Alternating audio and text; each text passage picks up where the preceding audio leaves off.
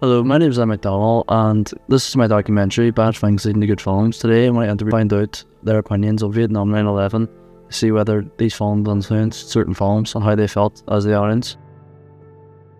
Looking tough, and I'm asking you questions about how certain events shape certain films, and from an audience point of view, how you notice like similarities or how they've been influenced and stuff.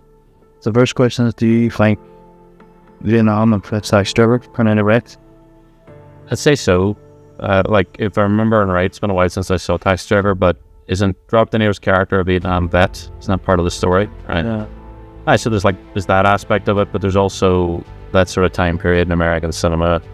There were a lot of sort of not great things happening. Vietnam, sort of the most prevalent one of them, what really had not a negative effect, but an effect on American cinema that made movies a bit more like art. It was sort of because Vietnam was very different from, say, World War II, where World War II was it was pretty black and white. You know, everyone hates Nazis; they're kind of evil. So the idea of fighting them was like a good idea, and also Japan had attacked America, so it made sense to involve themselves in that war. But I think the American public didn't really understand why they intervened in Southeast Asia. So yeah, that had its effect especially on young people at the time, and with the studio system sort of crashing down in the late 60s, it led to this sort of increase of young filmmakers who had just come out of film school and who were more in touch with youth culture, and they knew that young people responded more to more realistic, darker, grittier stories like Taxi Driver and a bunch of other ones as well, but Taxi Driver was really one of those most famous ones. Do you think if, say Vietnam never actually happened, do you think Taxi Driver would be more kind of different, lighthearted, more comedic kind of? I don't know if it would even have been made. I think that a similar sort of story probably would have come out.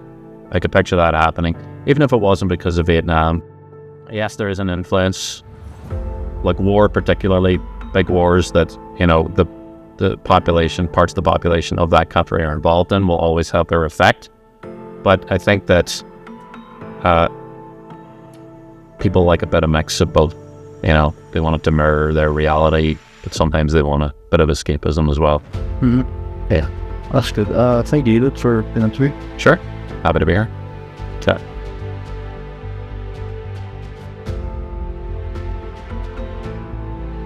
"9/11", and if you see any similarities to certain films and stuff from an audience point of view, I first like to ask about it. See The Dark Knight. Have you noticed any similarities between the Joker, like how he was terrorist compared to 9/11 and stuff like that? Have you noticed any similarities? I like his influence, Stephen, as well, but I don't. I would say it was, because usually Joker's not like that. Usually it's more just messing about, but he is just a terrorist and involves instead of his big crime lord. So I definitely do think around that time, with 9/11 and the war on terror and stuff like that, it did influence Joker to be, instead of just being this comic booky character, he was just a straight up terrorist, and he robbed banks, he held buses hostage and blew up a hospital. He definitely was, in some degree, not in major parts of that, but no, he was, definitely. I think if 9/11 never happened, do you think modern action films involving terrorism would be any different?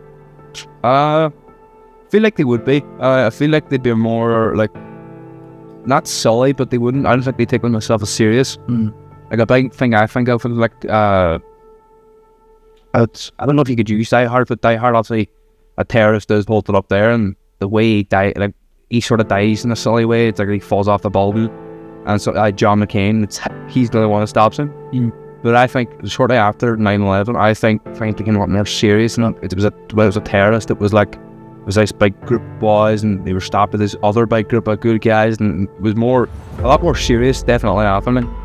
Because I've also noticed by doing research that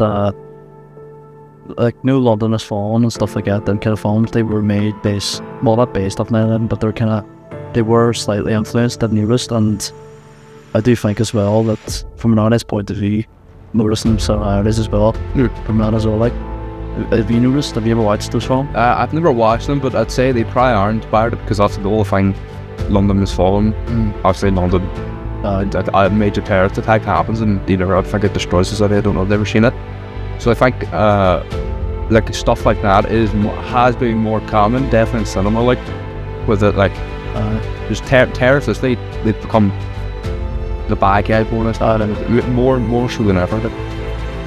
Well, that's all I have for you. So thank you for the interview. No problem. Thank you for watching my documentary. I hope you found it interesting and informative from the things I was talking about.